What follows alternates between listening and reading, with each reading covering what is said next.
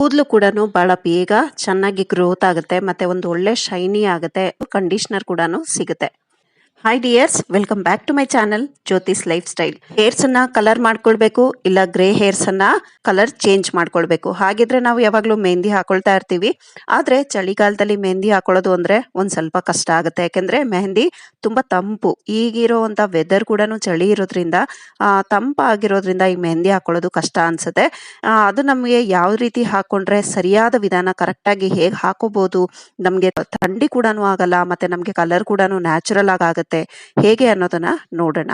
ಅದಕ್ಕೂ ಮುಂಚೆ ನನ್ನ ಚಾನಲ್ಗೆ ಹೊಸಬ್ರಿದ್ರೆ ಪ್ಲೀಸ್ ನನ್ನ ಚಾನಲ್ ಅನ್ನ ಸಬ್ಸ್ಕ್ರೈಬ್ ಮಾಡಿ, ಪಕ್ಕದಲ್ಲೇ ಬರೋ bell icon all option press ಮಾಡಿ. ಕೂದಲು ಕೂಡ ಬಹಳ ಬೇಗ ಚೆನ್ನಾಗಿ ಗ್ರೋತ್ ಆಗುತ್ತೆ, ಮತ್ತೆ ಒಂದು ಒಳ್ಳೆ ಶೈನಿ ಆಗುತ್ತೆ. ಮತ್ತೆ ಮೆಹಂದಿ ಹಾಕೋದ್ರಿಂದ ನಮ್ಗೆ ಒಂದು ಕಂಡೀಷನರ್ ಕೂಡ ಸಿಗುತ್ತೆ.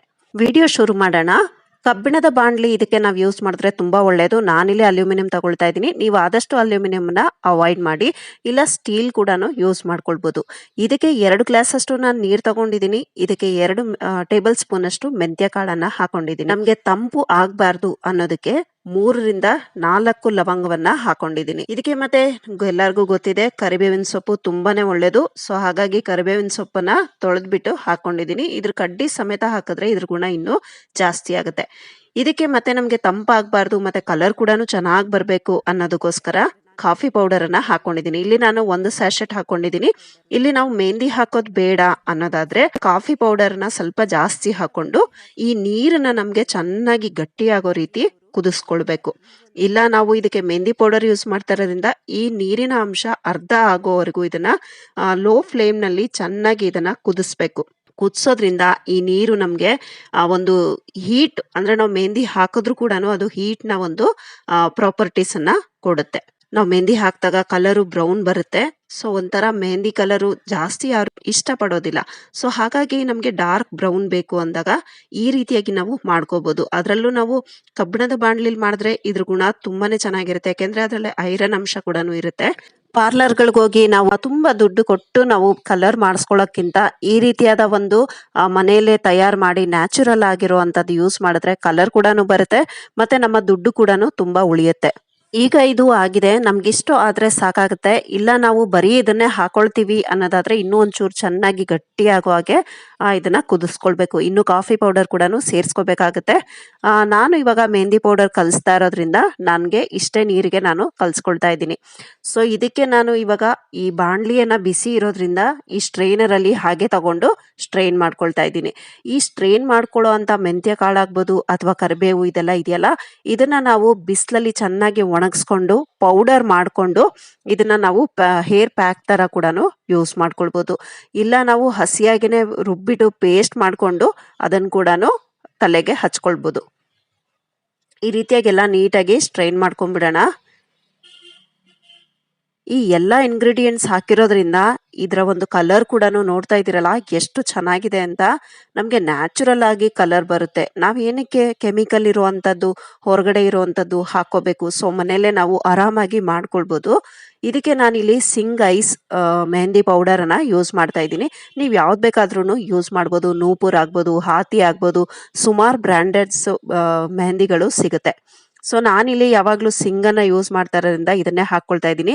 ಇಲ್ಲಿ ಹೆಸರೇ ಹೇಳೋ ಹಾಗೆ ಐಸ್ ಅಂತ ಕೊಟ್ಟಿದ್ದಾರೆ. ಸೊ ಇದು ತುಂಬಾನೇ ಕೂಲಿಂಗ್ ಎಫೆಕ್ಟ್ ಕೊಡುತ್ತೆ. ಹಾಗಾಗಿ ಚಳಿಲಿ ಇದನ್ನ ಹಾಕೊಂಡ್ರೆ ಇನ್ನೂ ಒಂದ್ ರೀತಿ ಥಂಡಿ ಅನ್ನೋ ಹಾಗೆ ಆಗುತ್ತೆ. ಆದ್ರೆ ಈ ರೆಮಿಡಿಯನ್ನ ಯೂಸ್ ಮಾಡಿ ಹಾಕೊಂಡ್ರೆ ನಮ್ಗೆ ಚಳಿ ಕೂಡ ಆಗೋದಿಲ್ಲ.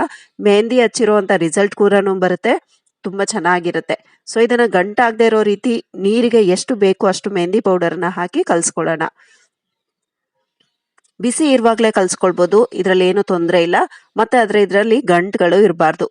ತುಂಬಾ ಗಟ್ಟಿಯಾಗಿದೆ ಅನ್ನೋದಾದ್ರೆ ನೀರ್ ಚಿಮ್ಮಿಕ್ಸ್ಬಿಟ್ಟು ಮೇಲ್ಗಡೆಯಿಂದ ಇದನ್ನ ಕ್ಲೋಸ್ ಮಾಡಿ ಇಟ್ಬಿಡ್ಬೇಕು. ಅದರಲ್ಲೂ ನಮ್ಗೆ ಐರನ್ ಬಾಣ್ಲಿ ಇದ್ರೆ ತುಂಬಾನೇ ಚೆನ್ನಾಗಿ ಇದ್ರ ರಿಸಲ್ಟ್ ಬರುತ್ತೆ. ಅಲ್ಯೂಮಿನಿಯಂ ಬಾಣ್ಲಿ ಯೂಸ್ ಮಾಡಿರೋದ್ರಿಂದ ನಾನಿದನ್ನ ಪ್ಲಾಸ್ಟಿಕ್ ಬಾಕ್ಸ್ ಅಲ್ಲಿ ಟ್ರಾನ್ಸ್ಫರ್ ಮಾಡ್ಕೊಳ್ತಾ ಇದ್ದೀನಿ. ಯಾಕಂದ್ರೆ ಅಲ್ಯೂಮಿನಿಯಂ ಅಲ್ಲಿ ಬಿಡೋದು ಬೇಡ ಓವರ್ ನೈಟ್ ಅಂತ. ಸೊ ಪ್ಲಾಸ್ಟಿಕ್ ಬೌಲಿಗೆ ತಗೊಂಡು ಇದನ್ನ ನಾನು ಕ್ಲೋಸ್ ಮಾಡಿ ಇಟ್ಕೊಳ್ತಾ ಇದ್ದೀನಿ. ನೋಡ್ತಾ ಇದ್ದೀರಲ್ಲ, ಕೈ ಕಲರ್ ಆಗ್ಲೇನೆ ನಮ್ಗೆ ಹಿಡಿದ್ಬಿಟ್ಟಿದೆ. ಸೊ ಇದು ತುಂಬಾ ಒಂದು ಎಫೆಕ್ಟಿವ್ ಮೆಹಂದಿ ಪೇಸ್ಟ್ ಅಂತಾನೆ ಹೇಳ್ಬೋದು. ಇದನ್ನ ಓವರ್ ನೈಟ್ ಬಿಡೋಣ. ಬೆಳಗ್ಗೆ ಆಗಿದೆ, ನೋಡ್ತಾ ಇದ್ದೀರಲ್ಲ, ಅವೆಲ್ಲ ಸೇರ್ಕೊಂಡಿದೆ ನೀಟಾಗಿ. ಇದು ಕಲರ್ ಕೂಡ ಚೇಂಜ್ ಆಗಿದೆ. ಸೊ ಇದಕ್ಕೆ ನಾವು ಈಗ ಒಂದು ಮೇನ್ ಇಂಗ್ರೀಡಿಯೆಂಟ್ ಅನ್ನ ಹಾಕೊಳ್ಳೋಣ. ಅದು ಹೇರ್ಸಿಗೂ ತುಂಬಾನೇ ಒಳ್ಳೇದು. ಕಬ್ಬಿಣದ ಬಾಣಲಿಯಲ್ಲೇ ನಾವು ಇದನ್ನ ಹಾಗೆ ಬಿಟ್ಟಿದ್ರೆ ಓವರ್ ನೈಟು ಇದ್ರ ಕಲರು ಬ್ಲ್ಯಾಕ್ ಆಗಿ ಬರ್ತಾ ಇತ್ತು. ತುಂಬಾನೇ ಒಂದು ಒಳ್ಳೆ ರೆಡ್ಡಿಶ್ ಕಲರ್, ತುಂಬಾನೇ ಚೆನ್ನಾಗಿರುತ್ತೆ. ಖಂಡಿತ ಒಮ್ಮೆ ಟ್ರೈ ಮಾಡಿ. ಈಗ ಚಳಿ ಇರೋದ್ರಿಂದ ನಮ್ಗೆ ಮೆಹಂದಿ ಹಾಕೊಳ್ಳೇಬೇಕಾಗತ್ತೆ ಗ್ರೇ ಹೇರ್ಸ್ ಇದ್ದಾಗ, ಅಥವಾ ನಾವು ಕಲರ್ ಚೇಂಜ್ ಮಾಡ್ಕೋಬೇಕು, ಒಂದು ಡಿಫ್ರೆನ್ಸ್ ಬೇಕು ಅನ್ನೋದಾದ್ರೆ ಈ ಒಂದು ಪೇಸ್ಟ್ ನ ರೆಡಿ ಮಾಡ್ಕೊಳ್ಳಿ. ಈಗ ಇದಕ್ಕೆ ನಾನು ಒಂದು ಅಲೋವೆರಾ ಎಲೆಯನ್ನ ಸೇರಿಸ್ಕೊಳ್ತಾ ಇದ್ದೀನಿ. ಅಲೋವೆರಾ ಎಷ್ಟು ಒಳ್ಳೇದು ಅಲ್ವಾ. ಅಲೋವೆರಾ ಜೆಲ್ಲಲ್ಲಂತೂ ಸಿಕ್ಕಾಪಟ್ಟೆ ಪ್ರಾಪರ್ಟೀಸ್ ಇರುತ್ತೆ. ಸೊ ಇದು ಕಟ್ ಮಾಡಿ ಒಂದು 10 ನಿಮಿಷ ಆದ್ರೂ ನಾವು ಇದನ್ನ ನೀರಿನಲ್ಲಿ ಹಾಗೆ ಬುಡ ಸಮೇತ ಬಿಟ್ಟಿರ್ಬೇಕು. ಯಾಕೆಂದ್ರೆ ನೋಡ್ತಾ ಇದ್ದೀರಲ್ಲ, ಇದರಲ್ಲಿ ಟಾಕ್ಸಿಕ್ ಅಂಶ ಇರುತ್ತೆ. ಸೊ ಇದು ಕಟ್ ಮಾಡಿದ ತಕ್ಷಣ ನಾವು ಯೂಸ್ ಮಾಡಬಾರ್ದು. ನಾನು ಇದೊಂದು 10 ಮಿನಿಟ್ಸ್ ಬಿಟ್ಟಿದ್ದೆ. ಈಗ ನೀರನ್ನ ಚಲ್ಲಿ ಇನ್ನೂ ಒಂದ್ಸಾರಿ ವಾಶ್ ಮಾಡಿಕೊಂಡು ಸೈಡ್ನೆಲ್ಲ ತೆಕ್ಕೊಳ್ತಾ ಇದ್ದೀನಿ. ಸೈಡ್ಸು ತೆಕ್ಕೊಂಡು ಮೇಲ್ಗಡೆ ಭಾಗ ತೆಕ್ಕೊಬಿಟ್ರೆ ನಮಗೆ ಈಸಿಯಾಗಿ ಇದನ್ನ ನೈಫ್ ಅಲ್ಲೇನೆ ನೀಟಾಗಿ ಜೆಲ್ಲನ್ನ ತಗೋಬಹುದು. ನೋಡಿ, ಜೆಲ್ಲಿನ ಈಗ ಹಾಕೊಂಡಿದ್ದೀನಿ. ಈಗ ಇದನ್ನ ಚೆನ್ನಾಗಿ ಒಂದ್ಸಾರಿ ಮಿಕ್ಸ್ ಮಾಡಿ, ನಮ್ಮ ಹತ್ರ ಸಮಯ ಇತ್ತು ಅಂದ್ರೆ ಇದನ್ನ ಇನ್ನೂ ಒಂದು ಅರ್ಧ ಗಂಟೆ ಹಾಗೆ ಬಿಟ್ಬಿಡ್ಬೋದು ಅಲೋವೆರಾ ಜೆಲ್ಲನ್ನ ಮಿಕ್ಸ್ ಮಾಡಿ. ಇಲ್ಲ ನಾವು ನೈಟೇ ಇದಕ್ಕೆ ಅಲೋವೆರಾ ಜೆಲ್ ಹಾಕ್ತೀವಿ ಅಂದ್ರೆ ಹಾಕೋಬಹುದು. ನಾನಿಲ್ಲಿ ಬೆಳಗ್ಗೆ ಸೇರಿಸ್ಕೊಂಡಿದ್ದೀನಿ. ಇದಕ್ಕೆ ನಾವು ಯೂಸ್ ಮಾಡ್ಬೋದು, ಇಲ್ಲ ಅಂದ್ರೆ ಬ್ರಷ್ ಅಲ್ಲಿ ಕೂಡ ಅಪ್ಲೈ ಮಾಡ್ಬೋದು. ನಾನಂತೂ ಬರೀ ಕೈಯಲ್ಲೇನೆ ಅಪ್ಲೈ ಮಾಡಿದೆ. ನಾನು ನಿಮ್ಗೆ ಇದು ಕಲರ್ ಕೂಡ ತೋರಿಸ್ಲಿಕ್ಕೆ.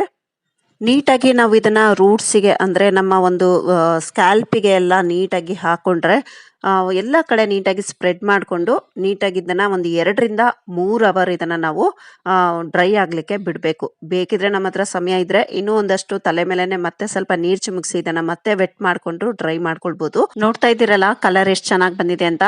ಓವರ್ ನೈಟ್ ಕೂಡ ಹಾಕೊಂಡು ಕವರ್ ಮಾಡ್ಕೊಳ್ಬಹುದು ಹೇರ್ಸ್ ಅನ್ನ. ಆದ್ರೆ ಮತ್ತೆ ಹಾಸಿಗೆ ಎಲ್ಲ ಆಗುವಂತದ್ದು ಆ ತರದೆಲ್ಲ ಸುಮ್ನೆ ರಿಸ್ಕ್ ಗಳಿರುತ್ತೆ. ಸೊ ಅದಕ್ಕೋಸ್ಕರ ನಾವು ಡೇ ಟೈಮ್ ನಲ್ಲೇ ಹಾಕೊಂಡು ಒಂದು 3 ರಿಂದ 6 ಅವರ್ ಮ್ಯಾಕ್ಸಿಮಮ್ ಬಿಟ್ರೆ ಸಾಕಾಗುತ್ತೆ. ಸೊ ಮಾಮೂಲಿ ರೆಗ್ಯುಲರ್ ನೀರಿಂದ ವಾಶ್ ಮಾಡ್ಕೊಂಡ್ರೆ ನಮ್ಮ ಹೇರ್ಸ್ ನೀಟಾಗಿ ಕ್ಲೀನ್ ಆಗುತ್ತೆ. ನಾವು ಮೆಹಂದಿ ಹಾಕಕ್ಕೆ ಮೊದಲು ಹಿಂದಿನ ದಿನಾನೇ ನಾವು ಹೇರ್ ವಾಶ್ ಮಾಡಿರ್ಬೇಕು. ನಂತರ ಮಾರನೇ ದಿನಾನೇ ನಾವು ಈ ಮೆಹಂದಿಯನ್ನ ಹಾಕೋಬೇಕಾಗುತ್ತೆ. ಹಾಗೇನೆ ಅದಕ್ಕೆ ಮಾರನೇ ದಿನ ಏನ್ ಮಾಡ್ಬೋದು ಅನ್ನೋದನ್ನ ಮುಂದೆ ಬರೋ ವಿಡಿಯೋಗಳಲ್ಲಿ ತೋರಿಸ್ತೀನಿ. ಖಂಡಿತ ನೀವು ಒಂದ್ಸರಿ ಟ್ರೈ ಮಾಡಿ. ಇದನ್ನ ರೆಗ್ಯುಲರ್ ಆಗಿ ಯೂಸ್ ಮಾಡೋದ್ರಿಂದ ನಮ್ಮ ಹೇರ್ ಗ್ರೋತ್ ಕೂಡ ತುಂಬಾ ಚೆನ್ನಾಗಿರುತ್ತೆ, ಕಂಡೀಷನರ್ ಆಗುತ್ತೆ, ಮತ್ತೆ ನಮ್ಮ ಹೇರ್ಸ್ ಶೈನಿ ಕೂಡ ಬರುತ್ತೆ. ವಿಡಿಯೋ ಸ್ವಲ್ಪನಾದ್ರೂ ಇಷ್ಟ ಆದ್ರೆ ನಿಮ್ಮವರೊಂದಿಗೆ ವಿಡಿಯೋನ ಶೇರ್ ಮಾಡಿ, ಲೈಕ್ ಮಾಡಿ. ವಿಡಿಯೋನ ಇಲ್ಲಿಗೆ ಎಂಡ್ ಮಾಡ್ತಾ ಇದ್ದೀನಿ dears. Thank you for watching. Have a nice day. Take care. Bye bye.